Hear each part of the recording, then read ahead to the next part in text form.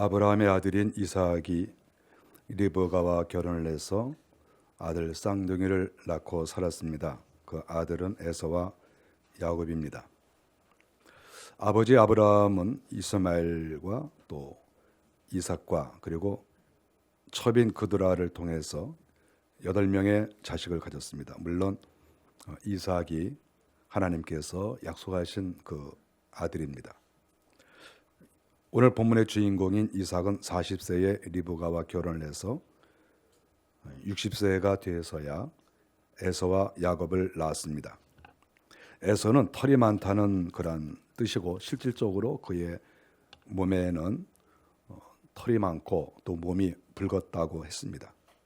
야곱은 발뒤꿈치를 잡았다라는 그런 의미를 가지고 있는데 실질적으로 그가 태어날 때 에서의 발뒤꿈치를 잡고 나와서 그의 이름을 지었습니다. 자신의 그 아들인 그 야곱도 12지파를 형성하게 되었고 또 에서도 12지파를 형성하게 된 이삭은 자기 자신은 어찌 보면 아브라함이나 이삭, 야곱 그리고 그 외에 믿음의 조상이라고 일컬어지는 그런 사람들 가운데에서 가장 뭔가 나약하고 부족해 보이는 그런 사람인데 그의 아들 야곱과 에서는 무려 12지파를 형성하는 그런 사람이다 하는 것을 성경을 통해서 알 수가 있습니다. 오늘 본문에 보면 이삭과 리브가는 이 두 아들을 한 명씩 나누어서 사랑을 했습니다. 에서를 이삭이 좋아했습니다. 들 사람이고 아주 사나이 같은 그런 면모를 보여줬습니다. 왜 그럴까 생각하면 이삭의 모습을 우리가 성경에서 볼 때 이삭에게서 어떤 남성미는 사실 잘 발견하지 못합니다.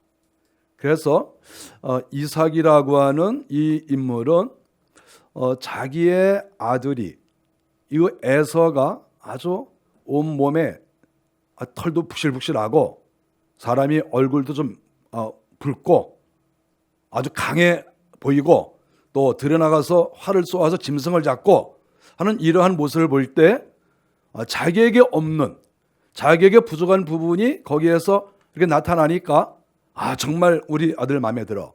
그래서 이삭이 에서를 사랑하지 않았나 이렇게 우리가 생각을 할 수가 있습니다. 그의 아내 리브가는 야곱을 사랑했는데 그 사랑한 이유가 아무래도 야곱은 여성적이라 조용하고 집에 늘 머물러 있으니까 어머니하고 대화할 그럴 기회가 많이 있었던 것이죠.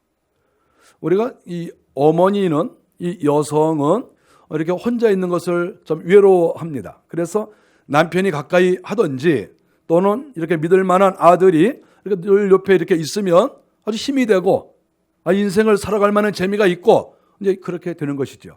그런데 이렇게 야곱이 이렇게 밖에 잘 나가지 않고 형은 뭐 밥만 먹으면 밖에 나가서 돌아다니고 엄마의 얼굴을 잘 보지 못하는데 야곱은 늘 집에 이렇게 있으면서 그 어머니가 밥을 하면 오늘 무슨 밥 하시나요? 뭐 호박죽을 끓이면 그거 맛있습니까? 나 별로 싫어하는데 그러면 그래? 그럼 다른 걸로 할까? 예, 다른 걸로 하세요. 그래서 엄마하고 아주 다정다감하게 이렇게 얘기를 하면서 뭐 식사를 준비할 때나 그 외에 여러 가지 일들 그리고 아버지에 대해서 불만이 있을 때 네 아버지하고 못 살겠다. 그러면 야곱이 듣고 있다가 맞아요. 엄마가 아까워요. 이렇게 또 얘기도 해주고 이렇게 하니까 지금 리브가는 야곱을 사랑하지 않을 수가 없어요. 그래서 이 이삭은 에서를 사랑하고 또 리브가는 야곱을 사랑하는 이런 구조로 이 집안이 형성되어 있다 하는 것이죠. 그러나 한편 생각할 때 이렇게 된 게 잘한 것이 뭐냐 하면 만일에 부부가 한 아들만 좋아했다. 한 아들은 예를 들어서 따돌림을 당했다 그러면 이 집은 벌써 쑥밭이 됐을 것이다. 이렇게 생각할 수가 있죠. 우리가 어느 가정이나 온전한 가정은 없어요. 어느 가정이나 약간의 문제점과 약간의 삐덕거림이 다 있는 것이죠. 그렇지만 어쨌든 지금 이 가정은 나름대로 평온을 유지하면서 지금 세월을 보내고 있다. 이렇게 볼 수가 있습니다. 그러나 이 집에 이제 문제가 하나 생겼습니다. 그것은 에서가 첫 번째 태어났고 쌍둥이이지만 에서가 먼저 이 세상에 나왔고 야곱이 그 다음에 나왔습니다. 그래서 형과 동생이라는 구조가 생길 수밖에 없지요. 그런데 이 형, 이 장자라고 하는 것은 이스라엘 사회에서나 고대 사회에서는 상당한 그러한 그 보상이 있습니다. 그리고 어떤 재산을 상속할 때 2배 이상의 재산을 상속합니다. 특별히 하나님의 나라에서는 재산뿐만 아니라 영적인 권위까지 장자에게 주어지는 것이죠. 사실 여러분, 재물도 사실 우리가 중요합니다. 재물 무시할 수 없어요. 그러나 재물보다 더 중요한 것은 사실 영적인 자산입니다. 영적인 축복. 하나님께서 나와 함께 하시고 하나님께서 내 자녀를 계속해서 축복하신다. 내 자녀를 통해서 하나님께서 하나님의 나라를 이루어 가신다 하는 이러한 것은 이거 엄청난 축복이라고 볼 수가 있습니다.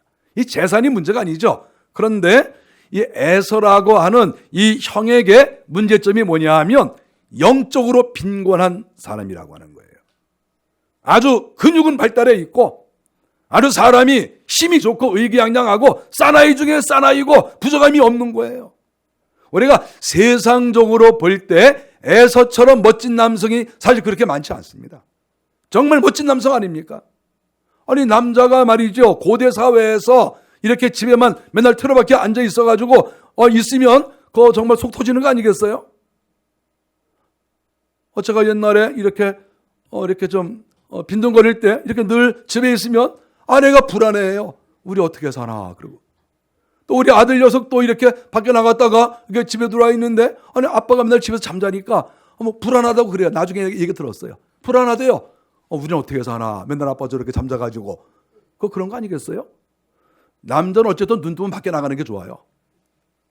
여러분 가능한 한 남자들 눈 뜨면 밖에 나오세요. 집에 있지 말고. 괜히 차 달라 밥 달라 그러지 말고 나와서 기도라든지 그렇지 않으면 나가서 일을 하든지 그게 좋아요. 에서가 남자로서는 진짜 멋집니다. 부족한 것이 없습니다. 근데 문제는 영적으로 빈약한 거예요. 영적으로. 하나님께서 이 가정을 축복하신다는 걸 몰라요. 이 가정이 장차 아브라함, 이삭으로 이어지는 영적으로 어마어마한 가정이라는 이것을 이 에서가 알지 못하는 거예요. 영적 무지. 이것이 이 가정의 가장 큰 문제예요. 장자가 여기에 똑바로 서 있어야 되는데 장자가 이 부분에 대해서 미련한 겁니다. 미련해. 그러니까 이 문제가 생기는 거죠. 동생 야곱은 하나님께서 이 가정을 통해서 일하시는 것도 알았어요. 하나님께서 얼마나 권세가 있으신지, 하나님이 축복하시면 축복을 받고 하나님이 저주하시면 저주를 받는 이 사실을 야곱은 알았어요. 그러니까 우리가 알다시피 아브라함은 175세에 죽었습니다. 그러니까 이 본문에 나와 있지 않지만 이 당시까지도 아브라함은 살아 있습니다. 그러니까 아브라함이 살아 있으면 아브라함이 손자들에게 하나님의 역사하심과 하나님께서 자기에게 나타나시고 하나님께서 지금까지 역사하신 말씀하신 이런 모든 내용들을 손자들에게 말하지 않았겠어요? 그거 당연한 거 아니겠습니까? 그런데 이 야곱은 이걸 알았습니다. 장자의 축복. 하나님께서 우리 가정을 축복하신다. 우리 가정은 보통 가정이 아니고 이 세상의 여느 가정이 아니고 우리 가정은 하나님이 직접 통치하시고 하나님이 우리 가정을 통해서 일하시고 장차 우리 가정에서 정말 하나님이 약속하신 그 메시아가 나올 것이다. 이런 것을 이 동생 야곱은 알았다는 것이죠. 그래서 야곱은 날마다 마음속에서 내가 장자가 되었으면 좋겠다. 이런 마음을 가지고 있는 것이죠. 에서는 이 부분을 몰랐어요. 영적 무지한 자니까 영적으로 무지하면 이런 거 몰라요. 그냥 나가서 열심히 사냥해가지고 짐승 잡아와서 맛있게 요리해 먹고 그냥 먹고 살고 그러면 그것으로 만족한 거지요. 영적으로 하나님을 만나고 우리 하나님께서 어떻게 하시고 이런 거를 모르는 거예요. 그런 것에 재미도 없어요. 이게 문제가 되는 것이죠. 드디어 문제가 발생했습니다. 어느 날 에서가 나가서 열심히 사냥을 하고 짐승을 잡아오고 아주 힘을 많이 썼습니다. 배가 고파요. 집에 들어왔습니다. 동생 야곱이 부엌에서 팥죽을 썼습니다. 전문이니까 엄마와 같이 맨날 그거 이렇게 만들고 팥죽을 이렇게 쏟다가 형이 들어오는 거예요. 형이 들어와서 야, 팥죽 한 그릇 줘라. 동생 팥죽 잘 써놨네. 그러니까 야곱이 이렇게 딱 생각하다가 얘기를 한마디 건넨 거예요. 형, 내가 팥죽 한 그릇 줄 테니까 장자권 나한테 팔래? 이렇게 한 거죠. 뭐 형하고 동생하고 맨날 욕하고 싸우고 그러는 거 아니겠어요? 그러니까 한마디 툭 던졌는데 얼마나 이게 무지하냐면 그래, 네가 장자해. 네가 장자해. 그래, 팥죽이나 쫄라. 야, 당장 배고픈 게 문제지. 지금 장자 그게 뭐냐? 눈에 보이지도 않는 거. 이렇게 된 거죠. 그래, 팥죽 한 그릇 딱 먹었어요. 딱 먹고 또 얘기했겠죠. 진짜지? 진짜. 장자 진짜 나한테 줄 거지? 너 다 가져. 그렇게 하지 않았어요. 한 그릇만 더 줘. 그래, 한 그릇 더 주고. 그렇게 했겠죠. 실컷 먹고 좋다 그랬겠죠. 이것을 하나님은 들으십니다. 우리가 말 한마디를 저는 성령께서 들으시고 하나님이 들으신다고 저는 생각해요. 그래서 저는 말하는 것을 굉장히 조심합니다. 어떤 약속을 한다거나 누구하고 무슨 대화를 나눈다거나 이럴 때 굉장히 조심합니다. 그것은 하나님께서 우리의 말씀을 들으시기 때문에. 하나님께서는 우리의 기도만 들으시는 게 아니에요. 우리가 오해하지 마세요. 하나님은 우리가 하나님 지금부터 기도합니다. 그래서 그때부터 하나님이 들으시는 게 아니에요. 하나님 내가 기도합니다. 이렇게 하지 않고 평상시 하는 말도 평상시의 생각도 하나님은 이미 다 알고 계시는 거예요. 다 받으세요. 이것이 기독교예요. 이게 영적인 거예요. 꼭 내가 기도를 시작해서 기도해야만 하나님이 그걸 들으십니까? 평상시에 말하는 건 하나님이 안 들으십니까? 평상시에 우리 생각을 주께서는 모르십니까? 그거 다 알고 계시는 거죠. 그래서 결국 하나님의 마음속에서는 장자는 야곱으로 넘어갔습니다. 이미 하나님의 마음으로. 하나님께서 그래, 내가 그런 생각을 가지고 있느냐? 에서야 정말 그러냐? 야곱아 정말 그러냐? 그래, 그럼 내가 바꿔줄게. 하나님께서는 얼마든지 바꾸실 수가 있는 것입니다. 우리의 인생이 여러 실수를 많이 저지릅니다. 우리가 여러 가지 많이 실수해요. 그게 또 인생입니다. 우리 인간이 실수하지 않고 잘못하지 않고 사는 사람이 이 땅에 누가 있겠습니까? 다 우리 인생은 허물이 많아요. 그러나 인생이 죄를 짓는데 거기에서 가장 큰 죄가 무엇일까요? 첫 번째로는 아담과 하와가 선악과 하나 따먹고 그 선악과를 입에 넣는 것이 문제가 아니라 무슨 음식을 먹었다는 것의 문제가 아니라 하나님의 명령을 어기고 너희가 만일에 그것을 먹으면 죽는다 하는 그 말씀을 잊어버렸기 때문에, 이거 영적 말씀 아닙니까?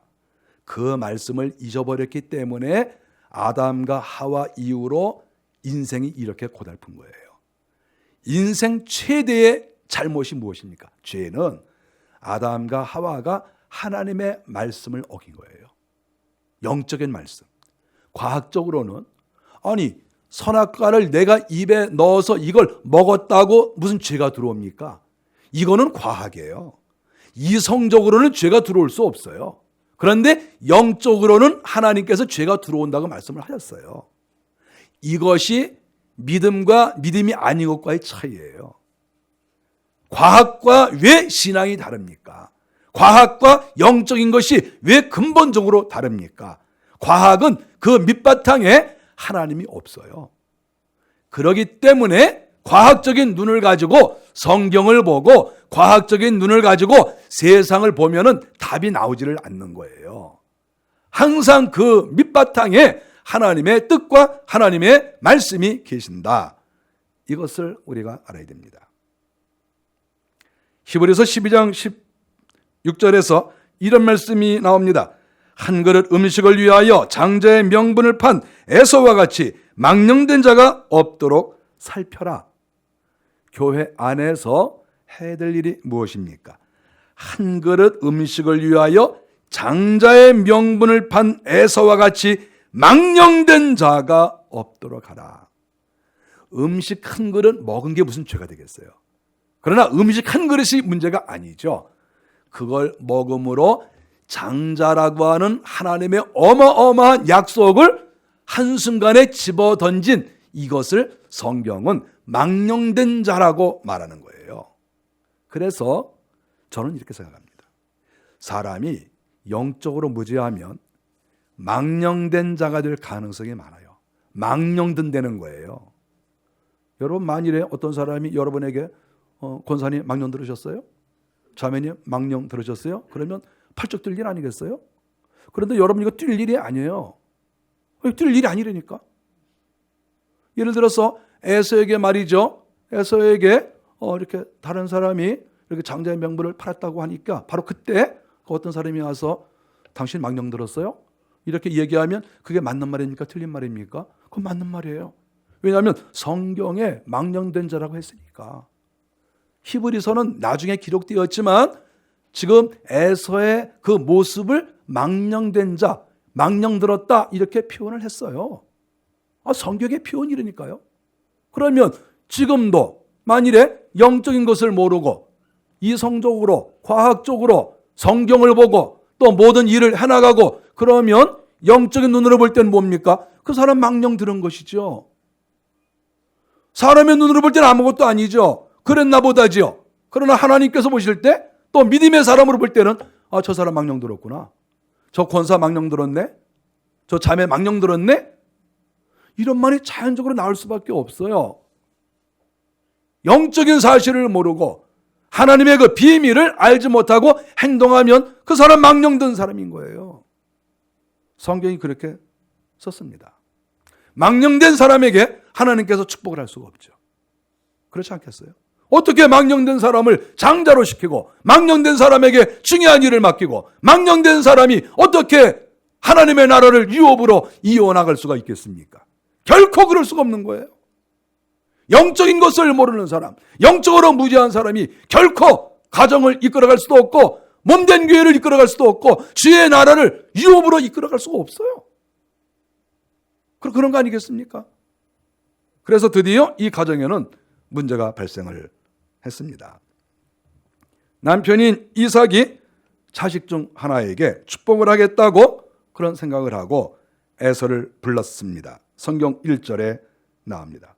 이삭이 나이가 많아 눈이 어두워 잘 보지 못하더니 에서가 나이가 좀 들더니 눈이 잘 안 보인다고 하는 거예요. 그러더니 내가 내 자식에게 죽기 전에 축복을 해야 되겠다. 내가 언제 죽을지 모르니까 축복을 좀 해야 되겠다. 이렇게 생각을 하면서 자기가 에서를 좋아하니까 에서를 이렇게 불러서 너 내가 먹는 거 좋아하니까 나가서 사냥을 해가지고 짐승을 하나 잡아와라. 집에서 기른 거 양식이니까 자연산으로 가서 하나 잡아와라. 난 자연산이 좋아. 자연산 갖고 오라는 거예요. 그러니까 이게 에서가 말이죠. 우리 아빠는 자연산 좋아하지. 그래가지고 밖에 나가서 사냥해가지고 이렇게 짐승을 하나 잡으러 나갔습니다. 자연산이면 어떻고 양식이면 어때요? 그냥 먹으면 되는 것이지.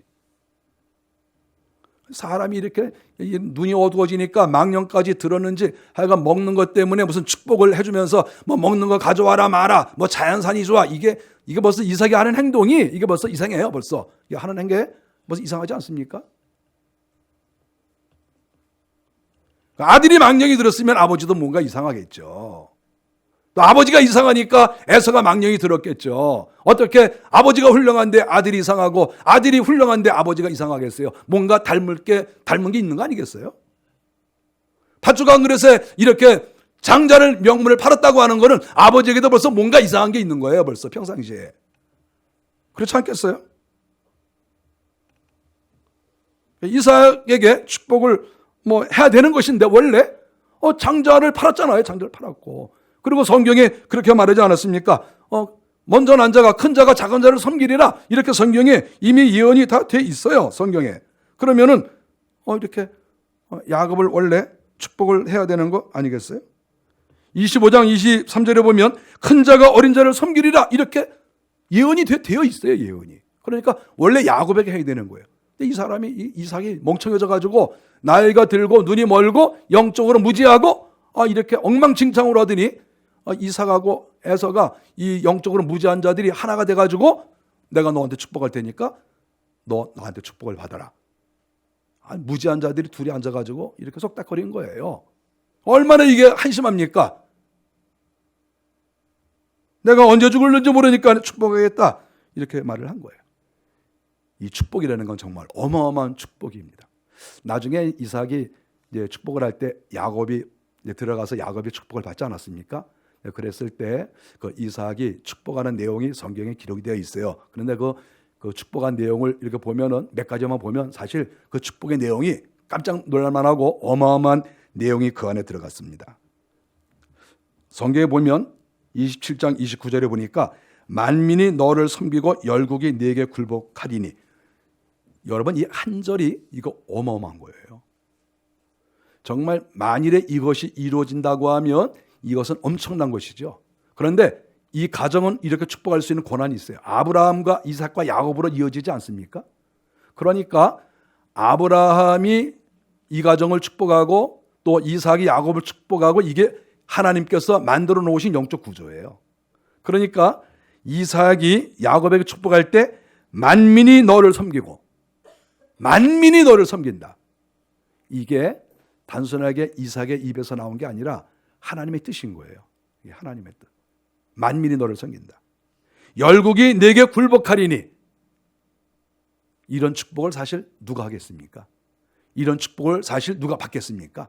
이걸 받을 만한 사람이 별로 없겠죠. 이런 축복을 했습니다. 이것은 듣기 좋은 말이 아니라 실제 하나님이 그렇게 하시는 거예요. 실제. 그리고 야곱이 그렇게 됐어요. 또 그 다음 절에 보면 너를 저주하는 자는 저주를 받고 너를 축복하는 자는 복을 받기를 원하노라. 이거 엄청난 말씀 아닙니까? 너를 저주하는 자는 저주를 받는다. 야곱아, 앞으로 만일에 어떤 사람이 너를 저주하잖아? 그러면 그 사람 집에 가서 죽어. 그냥 연병 걸려서 죽어버려. 야, 너를 저주하잖아? 그 집 폭삭망해. 강도들이 들어와서 그 집 사람 다 죽이고 재산 다 뺏어가. 이 말 아니에요? 너를 저주하면 저주받는다. 여러분, 이 말 정말 감동되는 말이에요. 난 이렇게 됐으면 좋겠어요. 여러분은 그건 자유예요. 여러분 자유인데 저는 이렇게 됐으면 좋겠어요. 나를 저주하는 자는 저주를, 또 목사니까 또 말을 못하고 속으로만 저거 하기로 할게요. 속으로만. 나를 저주하는 자는 저주를 받아라. 근데 그거는 속이고 겉으로는 주님 용서해 주세요. 이렇게 제가 하겠습니다. 너를 저주하는 자는 저주를 받고 너를 축복하는 자는 복을 받기를 원하노라. 만일 어떤 사람이 네가 잘 되기를 원한다. 그럼 그 사람이 잘 되는 거예요. 여러분, 만일에 이게 소문나면 어떻게 되겠습니까? 많은 사람들이 와서 축복하고 존경하고 따를 거 아니겠습니까? 그러면 결국은 열국의 아버지가 되는 거예요. 지금 이삭이 이 장자로서 축복을 할 때 물론 자기는 에사라고 생각하고 야곱을 축복했지만 장자의 축복이라는 게 이런 거예요. 지금 이 가문에서 영적 축복. 지금 이거는 눈에 안 보여요. 남들이 볼 때는 이거는 공수표 같죠. 그냥 하는 말 같죠. 그러나 이것은 하나님의 축복인 거예요. 영적인 내용이에요. 너를 축복하는 자는 축복을 받고 너를 저주하는 자 저주받는다. 여러분, 이것이 하나님 나라의 일인 거예요. 하나님이 사랑하는 사람, 하나님의 뜻을 이루어가는 사람, 그런 사람은 이런 자격을 갖추게 된다 하는 것을 알 수가 있습니다. 얼마나 놀랍습니까? 바로 이러한 상황이 벌어지는데 이제 에서가 아버지가 원하는 그러한 짐승을 잡으려고 밖으로 나갔습니다. 그런데 이 아버지 이삭이, 이 멍청한 이삭이 이 멍청한 아들에게 하는 말을 이 똑똑한 이 리브가가 들었습니다. 대개 남자들이 멍청합니다. 대개 아내들이 똑똑한 경우가 많습니다. 제가 이렇게 인생을 살아보니까 아내들이 사실 어떻게 보면 거의 대부분 아내들이 총명합니다. 멍청한 남자들이 많아요. 남자들 정신 차려야 돼. 에서처럼 이렇게 맹해가지고 하나님의 뜻도 모르고 눈이 안 보이네, 언제 죽을지 모르네, 그러고 자기 앞에 있는 사람이 지금 에서인지 야곱인지도 모르고 그냥 막 축복하고 뭔가 이게 아주 먼저 맹한 그런 느낌을 받지 않습니까? 근데 리브가는 딱 이거 좌우를 살펴보고 이 정보를 딱 들은 거예요. 영적으로 딱 들어보니까 아니 이 멍청한 남편이 이게 멍청한 아들한테 이게 축복을 하려고 그러는 거예요. 그래 이 구조를 바꿔야 될 거 아니겠습니까? 근데 이 리브가는 이것을 가만히 보고만 있지 않고 적극적으로 행동을 했습니다. 이 리브가라는 여성 자체가 적극적인 여자예요. 원래가 이 여성이. 그래서 에서가 나간 사이에 야곱을 불러서 뭐 속인 거죠. 속인 거지만 그러나 적극적 행동을 한 거예요. 만일 이렇게 안 했으면 어떻게 될 뻔했습니까? 여러분, 이것을 단순하게 속였다고 보면 안 돼요. 지금 리브가는 남편을 속였다기보다는 멍청한 남편을 바로 잡아준 거예요. 그렇지 않겠어요? 만일 리브가가 가만히 있었다, 그래서 이 남편이 이삭이 에서에게 축복했다, 그러면 하나님의 뜻이 완전히 이게 어그러지는 거예요. 이것을 바로 잡은 거예요, 이 리브가가. 그래서 야곱에게 이렇게 들어가게 해서 축복을 받게 합니다. 그래서 야곱이 축복을 받았습니다. 이게 정상인 거예요. 이게. 남편을 잠깐 속였지만 이게 하나님의 뜻, 남편의 뜻보다, 멍청한 남편보다 더 크신 하나님의 뜻을 이루어간 것이 리브가의 행동인 거예요. 이건 윤리가 아닙니다. 이거는 하나님의 뜻을 실천해 나간 리브가의 그런 결단 있는 행동입니다. 그래서 야곱이 축복을 받았습니다. 결국 이 리브가는 두 아들의 운명을 바꿨다고 볼 수가 있죠. 리브가의 결단으로. 근데 그것을 운명을 바꾼 것이 아니라 하나님께서 원하시는 대로 그 길을 만들어 준 것이죠. 남편이 이것을 어그러뜨릴 뻔한 것을 아내가 그것을 바로 잡은 것이죠. 어쨌든 이 리브가는 영적 정보력이 뛰어났습니다. 영적으로 무지하지 않다는 것이죠. 영적으로 깨어 있었다. 하나님의 뜻을 알았다. 이 하나님의 뜻을 안다. 영적으로 알았다. 이것은 실질적으로 그 사람의 인생과 그 사람들의 물질 문제, 모든 문제까지도 영향을 크게 주는, 사실은 영적인 것이 모든 것에 영향을 줍니다. 리브가는 그것을 아는 거예요. 그래서 모든 문제를 이렇게 해결해 나갔습니다. 리브가는 또 한 가지 또 아는 것이 있습니다. 시간이 좀 지나니까 에서가 화가 나가지고 내가 우리 아버지가 나이가 좀 들었으니까 내가 이번 기회에 내가 동생을 내가 죽여버려야 되겠다, 이렇게 생각을 했어요. 그리고 또 준비를 했겠죠. 근데 리브가가 이걸 또 금방 또 알았어요. 한 리브가는 알아내는데 천재예요. 하여간 알아내는데. 그래서 또 딱 아는 거예요. 그러니까 남편이 병신짓 하는 것도 금방 알아내고, 또 아들이 또 미친 짓 하는 것도 금방 알아내고. 동생을 죽인다니 말이 됩니까? 하나님의 축복을 받은 그 아들을 죽인다는 건 이건 말이 안 되는 거예요. 지금 이미 축복을 받았잖아요. 근데 그 축복받은 아들을 죽여요? 이게 완전히 미친 짓이거든. 망령된 짓이거든요. 그러니까 이걸 빨리 알아채고 리브가가 야곱에게 너 우리 오빠의 집 라반에게로 너 가라. 너 여기 있다가 죽는다. 이렇게 또 소식을 들려줬습니다. 그래서 그날 밤에 자기 아들 야곱이 도망가도록 이렇게 했습니다. 만일에 리브가가 맹해가지고 남편하고 똑같이 맹해가지고 가만히 앉아 있었으면 어떻게 됐나요? 그날 야곱 죽고 에서는 살인자 되고 그 집은 엉망진창되고 하나님의 뜻은 이루어지지 않고 그랬을 거 아닙니까? 그런데 리브가 같이 총명한 이 아내가 딱 눈치를 채고 아들 도망가게 해서 아들 살고 나중에 그 아들이 12지파를 형성한 거 아닙니까? 그리고 자기 아들 살인범으로 안 만들고 집안 아주 조용히 만들어 놓은 거 아니겠어요? 남편이 멍청하면 아내라도 총명해야 되는 거예요. 예? 남편까지 총명하면야 더 이상 바랄 가정이 없죠. 결론적으로 이렇게 해서 리브가는 재빠르게 행동을 해서 결국은 가정을 완전하게 세워놨다. 이것이 오늘 성경의 내용입니다. 저는 오늘 본문을 보면서 창세기 27장의 내용을 보면서 리브가를 저는 아주 귀하게 생각합니다. 리브가는 큰 자가 작은 자를 섬기리라고 하는 하나님의 말씀을 들었습니다.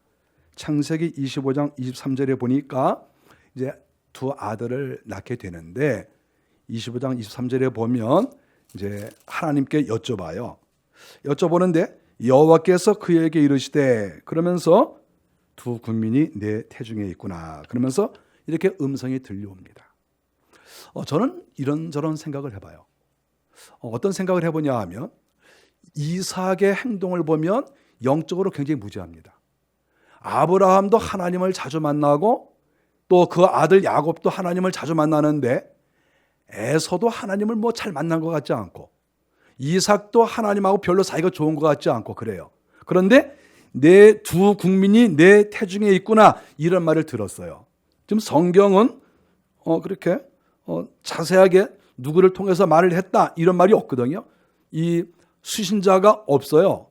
수신자가 누군지 명확하게 나와 있지 않습니다. 그래서 저는 이 본문을 보면서 이때까지 아브라함이 살아 있었습니다. 그래서 저는 가만히 이 본문을 들여다보면서 그런 생각을 했습니다. 이 뱃속에서 두 아이가 자꾸 쿵당거리고 싸우는데 이걸 어떻게 했을까? 그랬을 때 아무래도 리브가가 남편한테, 여보, 이 배에서 애들 자꾸 싸워가지고 너무 배가 아프고 도대체 견딜 수가 없어. 이거 무슨 일이에요? 그러니까 이삭한테, 여보, 하나님께 여쭤보세요. 그러니까 이삭이, 내가 언제 하나님께 여쭤보면 하나님이 대답이나 하셔? 이러지 않았겠어요? 그런 적이 없으니까. 그러면 어떻게 했겠습니까? 근데 아브라함 살아계셨으니까 어떻게 했겠어요? 당연히 시아버지한테 갔겠죠. 여보, 그럼 우리 아버님한테 갑시다. 이삭이 그럴까? 저는 그렇게 생각해요. 저는 성경에 나와 있지 않지만 살아있으니까. 아니, 아브라함이 살아있는데 아브라함한테 안 물어봤겠어요? 그거 당연한 얘기 아닙니까?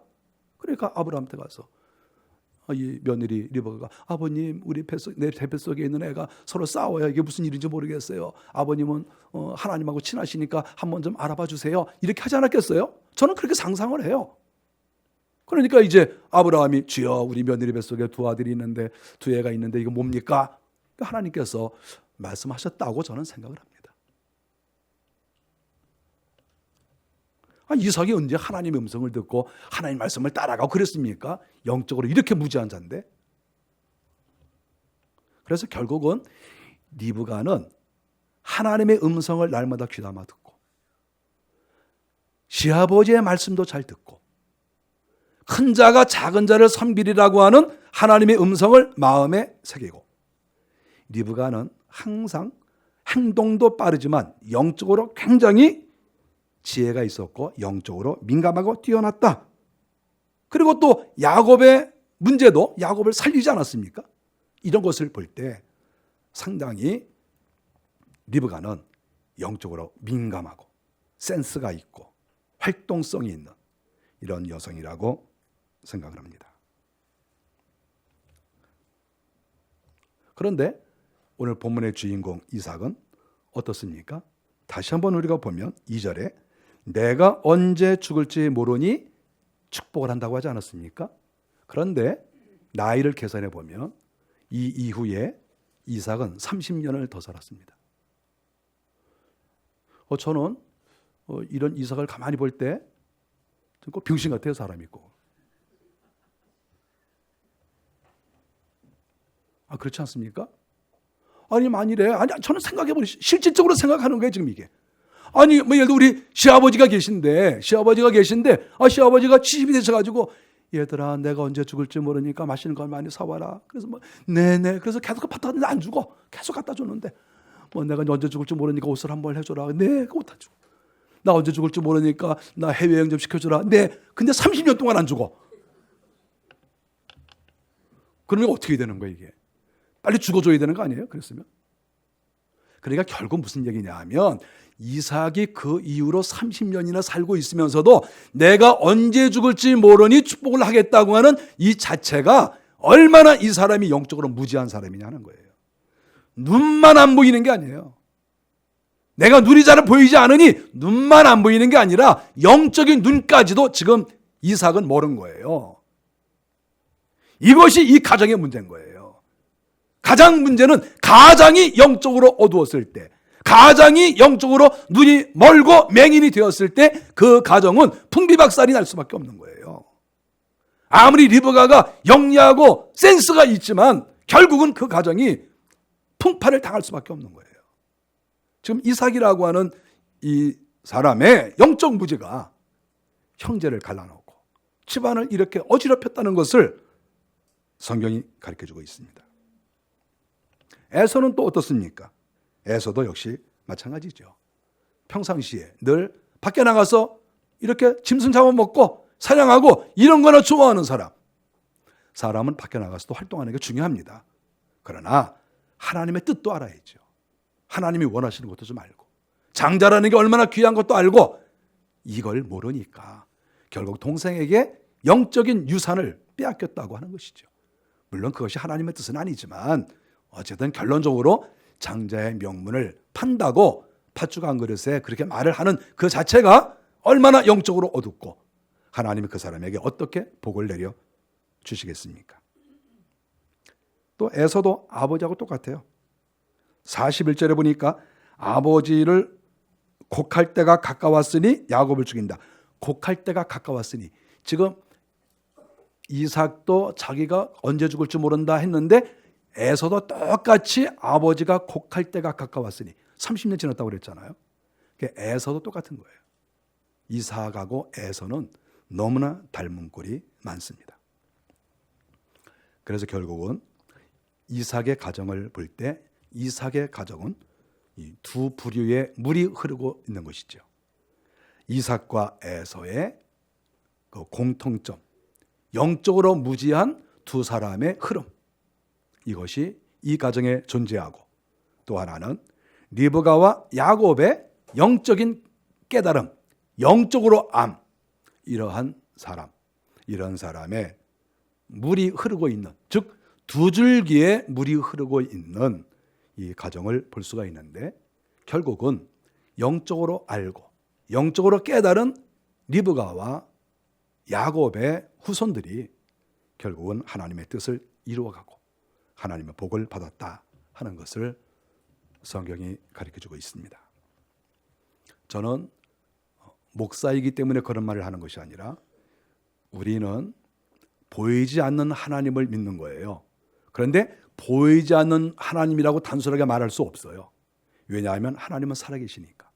그리고 하나님은 실질적으로 지금도 역사하시기 때문에 하나님이 우리에게 주신 성경 말씀은 그대로 이루어지는 것이고, 하나님이 우리에게 약속하신 예언하신 모든 것들도 이루어지는 것이죠. 이것은 과학적으로는 설명할 수 없을지 모르지만, 이성적으로는 잘 모를 수 있지만, 영적으로는 이것은 항상 흐르고 있고 이루어지고 있다 하는 것을 우리는 성경을 통해서 알 수가 있습니다. 저는 우리 교회 성도들이 열심으로 세상에서 지식도 쌓고 성경도 열심히 공부하고 다 열심히 하기를 저는 원합니다. 정말 열정적으로 우리가 살아야 됩니다. 정말 중요한 게 뭔 줄 압니까? 하나님의 뜻을 아는 거예요. 하나님이 기뻐하시는 것이 무엇인가? 영적 세계를 바로 아는 것. 이것을 아는 것이 궁극적으로 그리고 실질적으로 내 인생에 큰 영향을 끼치고, 살 자가 죽고 죽는 자가 산다고 하는 것을 성경이 우리에게 분명하게 가르쳐주고 있습니다. 우리 모두가 영적으로 깨어 있어서 항상 하나님을 향하여 눈을 돌리고 귀를 열고, 그래서 귀 있는 자는 성령이 하시는 말씀을 들어라 하는 것처럼 항상 눈과 귀가 하늘을 향하여 열려있는 우리가 꼭 되시기를 바랍니다. 기도하겠습니다.